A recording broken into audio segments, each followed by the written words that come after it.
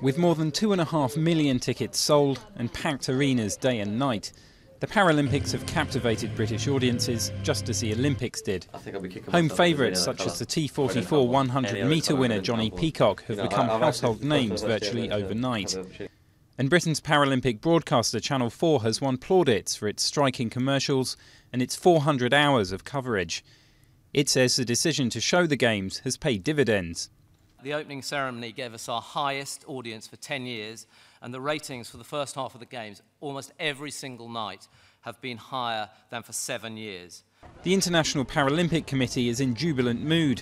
Its website received more hits on the opening day of London 2012 than it did throughout the entire Beijing Games, and it says the profile of disability sports has never been higher. The London 2012 Paralympic Games have taken it by far beyond all expectations that we had. We in Beijing already had an accumulated audience of 4 billion people, and we think we can surpass it.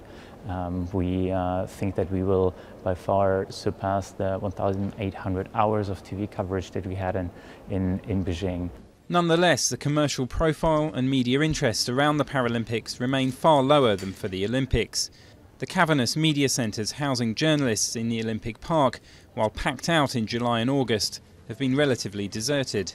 And in the US, to take just one example, there is no live TV coverage of any of the events. The situation in the United States is certainly not what we would love to have, but there are many other Olympic sports that also struggle in the United States because it's a very particular market. Organisers will be hoping to ensure future Paralympics attract even more interest and more money than London 2012, and to convince broadcasters and sponsors across the world that they should be backing the Games. The next challenge for Sochi and Rio is to ensure that with the broadcast partners and the commercial partners and the media, that it is not a surprise, that they actually understand the true power of the asset of what the Paralympics represents.